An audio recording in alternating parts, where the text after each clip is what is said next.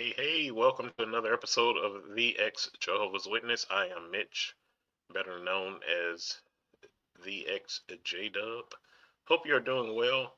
Today I wanted to touch briefly on the dumbing down of the Jehovah's Witness organization. What do I mean by that? Y'all know, if you've been following me a while, you know that I was in that cult since I was born, you know, 1970. And so I have like just knowledge about that organization. When I was young, like the main thing that they did was publish literature. You know, it is a publishing company. That's why the legal entity, the name, is Watchtower and Tract Society of Pennsylvania, Watchtower Tract Society of New York. That's the legal entity, the name they have to go by, recognized by the government. But what they did, they published literature, whether it was Watchtower Awake, um, you had the books, so many books. You had like they were like these thick books that they used to publish when I was a boy. And then they got smaller, the 192-page books like the Truth book, the Youth book, Happiness, How to Find It, True Peace and Security. You know, um, they were a publishing company. That's why uh, Jehovah's Witnesses, we were called publishers, went door to door peddling their literature. And for a long time it was sold. When we were out in field service, they had to pay for the literature. When we were at the Kingdom Hall, we had to, pay for it as well. There were some deep topics when I was young. And imagine a meeting. I would tell our kids now, meetings are totally different now. You have these, like the midweek meeting, the workbook. You have the vibrant colors and you have the videos to go along with some of the parts being given. Assemblies and conventions have the videos, and it's a totally different organization in that regard compared to when I was growing up. If we had illustrations in the books or magazines, they were black and white, and then they started going to color, but they were still like basic color illustrations, and then they just ramped up the digital art. But the topics, though, imagine being a young kid and you're going through this thick ass book and you're talking about a prophecy, Daniel's prophecies, Ezekiel's prophecies. Um, it it was just boring, mind blowing level boring, But the topics they talked about, they were deep, especially if they were trying to explain some of their narrative, like the Gentile times and how they ended up at 1914 being when God's kingdom in heaven began to rule, things like that. Deep, deep topics. Don't even get me started on assemblies and conventions. Like, you get the program, and the first talk, the keynote speaker, he's trying to ramp you up for the assembly and or convention, and then near the end, pull out your program. Let's see what spiritual food we have in store. And man, as a kid, that would be hell, especially Saturday. Saturday was like damn symposium day. And I mean, just symposium after symposium about deep topics. You know, topics most of the damn grown-ups didn't even understand. So imagine being a kid around all that. But yeah, the assemblies and conventions, the Watchtower lessons we had, just deep topics, you know, like made you do research, made you think. And I tell people, being to me, my personal opinion, witnesses from those days, from the old school, like we were used to doing research. Um, our magazines and like the Watchtower that we did on Sunday, um, the Kingdom Ministry, the periodical that came out that we used for the minister school and the theocratic minister school and the service meeting. Like we would have to have those margins full of notes, like scriptures we looked up, extra notes in case we commented, we had extra notes to talk about to incorporate into our comment. Like it was hardcore. Not only not only the things we had to do to prepare, how we needed to be prepared for meetings and the comments they wanted us to give. Like it was hardcore. Then you add in the subject matter of what we were discussing. And like I said back then, it was always like prophecies. It was sprinkled in with like moral expectations on like what God expected of us and what the organization expected of us. But pretty much the majority of the information back then was just, they would call it the deep things of God. That's what they would say. And they would always use Paul's, the scriptures he put, like when we first come into the organization, where they call it the truth. It's like a baby. A baby drinks milk, but as the baby grows older, we can't just live on milk alone. We need solid food. So they would always liken it to that. Do your research. We know that this information may be hard, but like Paul said, you got to strive to reach eating solid food. So they would always spin it that way. Gradually, as time progressed, things began to change. Um, like I said, in my opinion, people back then were pretty sharp. You know, we were used to getting trained to overcome objections, especially out in the ministry. And to overcome these objections, they said you needed to be trained. Like you need to know what to say. You need to do research. You need to be prepared. And so that's how they trained us. But somewhere along the line, it began to decline. And a perfect example, I always felt weird about this too. Let me know if you all remember this, but it was like, man, early 2000s maybe, somewhere around there. But they started making two different watchtowers. One was the normal watchtower, and then they made another one called the Simplified edition. And if you like, I would I worked in the literature department, so when I got them in, from branch, I would open up and I would read like a study article side by side. And so the regular edition had just the normal flow from the teaching committee, that normal flow.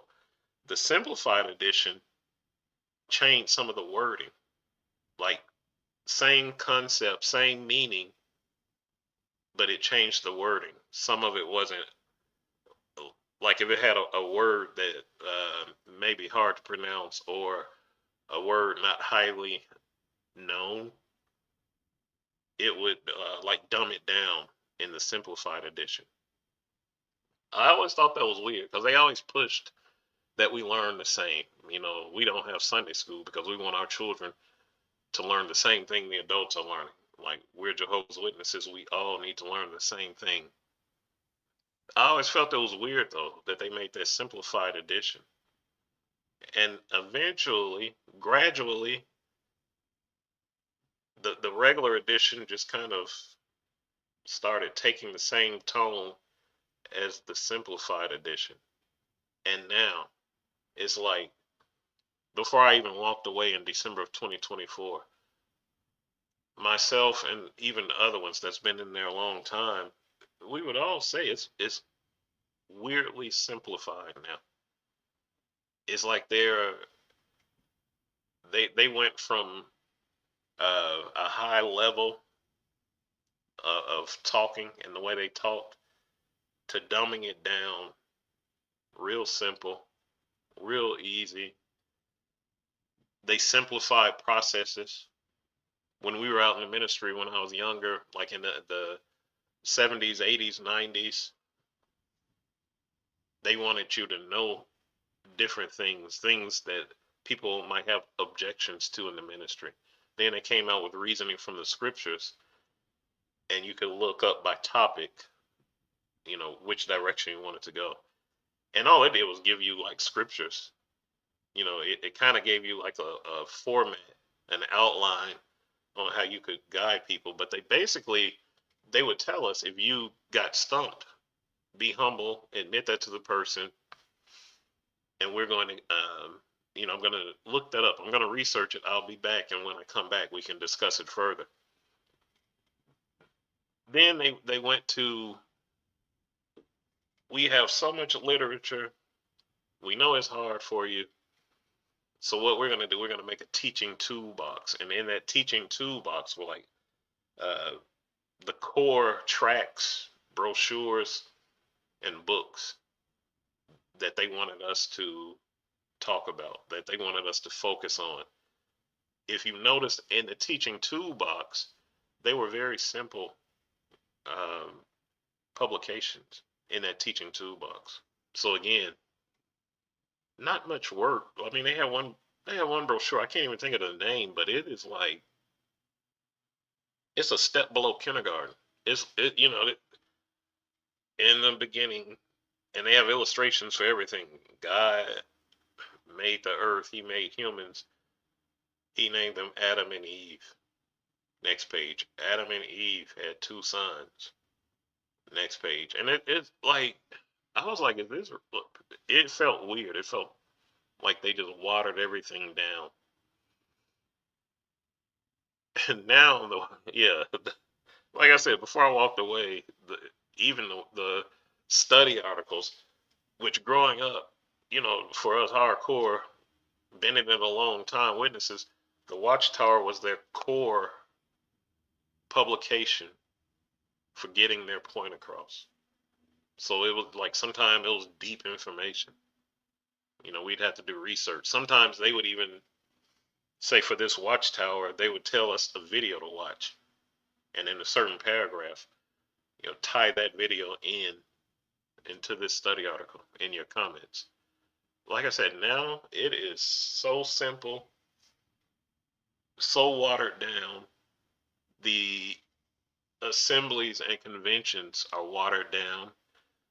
It's basically regurgitating the same thoughts over and over and over. How many times can you, say that Jehovah is holy and clean, so we as his people must be holy and clean. So, no fornication, no adultery, like no stealing. When you're at work, be honest.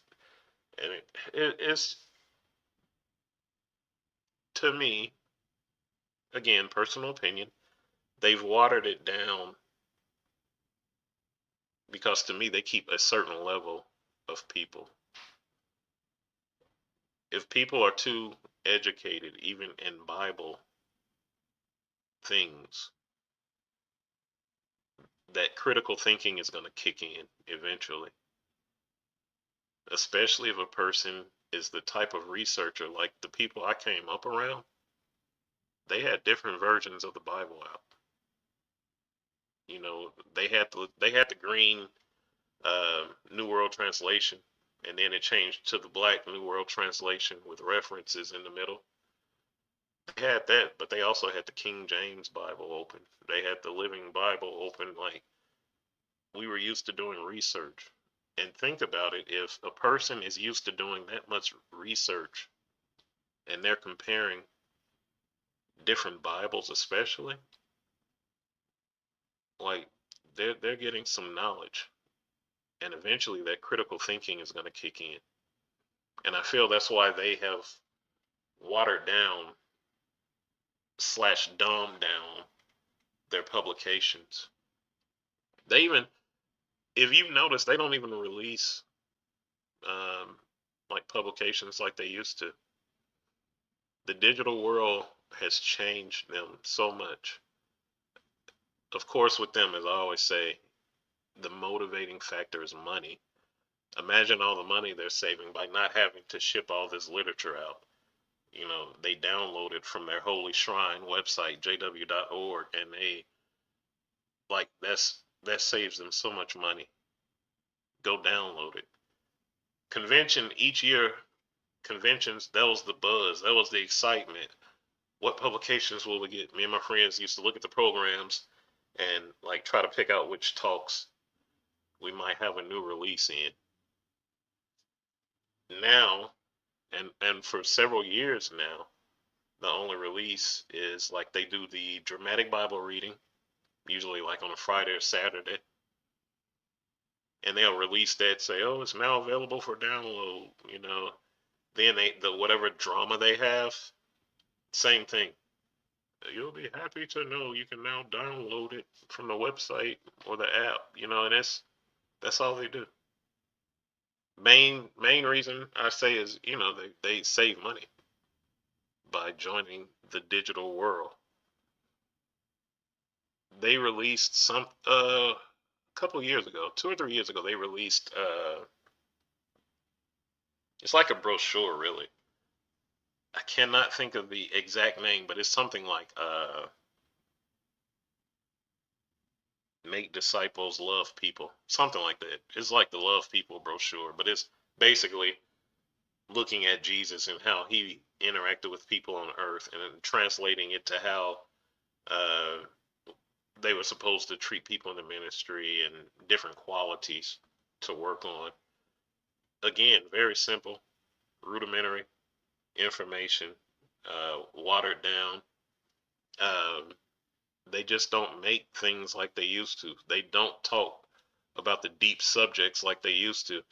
Biggest reason they don't really like, they don't have to keep talking deep because they were trying to convince us about the last days, and the last days started in 1914, and you know it's right around the corner, the end of the system. Now, you know, all that shit haven't came true, so they don't have to keep regurgitating that prophecy mess. So now, you know, they moved on. I posted, and other ex Jehovah's Witnesses uh, posted like this study article that they considered recently. And you know, the question is like, you know, why might some be discouraged? But the first sentence in that paragraph is like, you know, you may be discouraged realizing that the new world won't come in your lifetime. So they're shifting their momentum and agenda a little bit. You know, it used to be, it's right around the corner. These are the last days, the very, very, very last days, right around the corner from the last days. And now, you know, people like my parents who are in their 80s, who are hardcore witnesses who dedicated their whole lives to it, now they're being told it might not come in your lifetime. Like, yeah. So, yes, literature is different. The thinking process is different. The teaching is different. Like, they've dumbed everything down. Um, it's sad. It is sad to see um, the I I say it's about like 5 million active witnesses. It's sad to see 5 million plus people being misled, being brainwashed, being kept in like this bubble of knowledge where they can't think for themselves, and they're just closed in, and the information that they do allow you to partake in, it used to be up here, you know. It used to be deep shit. Now the information they allow their cult members to partake in, it took a nosedive, and you're at rudimentary level of learning. It's it's sad. Like I said, it's sad that they have these people brainwashed and they keep them at such a low level of intelligence. And it shows. Sadly, it shows by the active witnesses that pop up on my posts, and you try to reason with them or talk to them, and it's like you back them in the corner using knowledge, and then they lash out, and then they run away. They tuck tail and run. And that's the result of being taught watered down shit. So the organization is a lot different. They're keeping their members at a level of education and understanding that is deplorable. And I hope if you are in the organization and you see this video, just think about it. Don't come at me trying to debate. You know you'll lose that. But it's just like, think, you know, we have a brain for a reason, and it's to use it, and to use critical thinking, and to use free thinking. So if you get anything from this video, you know, understand that I'm not putting you down. I'm putting the organization down. Shame on them for treating their members like that. So I hope you enjoyed this video. As always, leave a comment or send me an email if you have a question.